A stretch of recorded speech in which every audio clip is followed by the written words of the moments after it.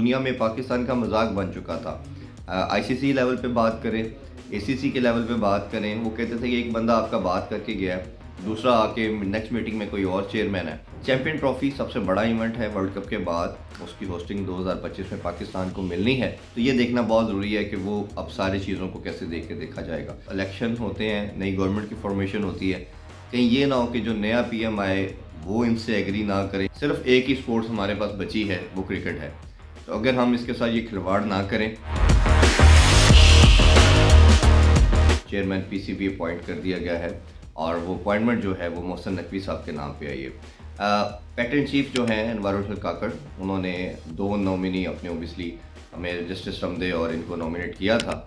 अगर हम board of governor की बात करें तो इसमें 10 मेंबर होते हैं, जिसमें 4 रीजन के और 4 आपके डिपार्टमेंट के होते हैं मेंबरान, और एक आईपीसी मिनिस्ट्री का होता है, और 2 नाम जो है वो नॉमिनेट किए जाते हैं पीएम की तरफ से, जिसमें जस्टिस रमदे और मोहसिन नकवी साहब का था।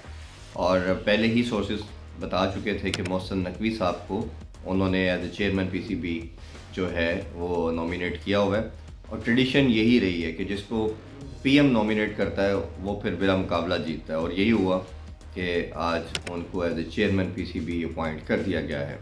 अब बात ये है कि वो कैसा काम करेंगे। मेरा मानना ये है कि मैंने हमेशा अपने शो में भी बात की कि सबसे पहले आपको एटलीस्ट एक फेयर रन देना चाहिए, जो कि अनफॉर्चुनेटली हमारे क्रिकेट में हो नहीं पाया।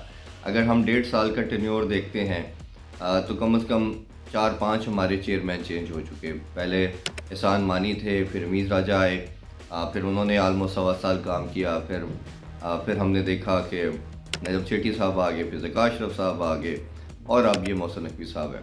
ये बहुत अनफॉर्चुनेट और सैड है। जब आप किसी को फेयर रन नहीं देंगे तो ओबियसली आप उससे एक्सपेक्ट भी नहीं कर सकते कि वो क्या पॉलिसी लेना चाह रहा है। और दुनिया में पाकिस्तान का मजाक बन चुका था। आईसीसी लेवल पे बात करें, एसीसी के लेवल पे बात करें, वो कहते थे कि एक बंदा आपका बात करके गया है, दूसरा आके नेक्स्ट मीटिंग में कोई और चेयरमैन है, तो ओबियसली आपको कंटिन्यूटी नहीं मिलती।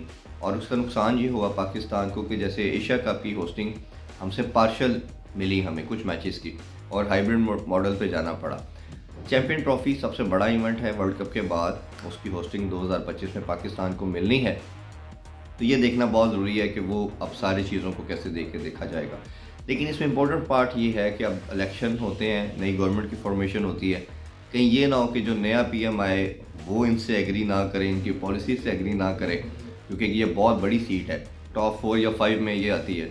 तो ऐसा ना हो कि कहीं ना कहीं फिर ये डिबेट शुरू हो जाए कि अब कहीं और पीएम नेक्स्ट पीएम समझे कि उनकी मर्ज़ी का बंदा होना चाहिए। सिर्फ एक ही स्पोर्ट्स हमारे पास बची है, वो क्रिकेट है।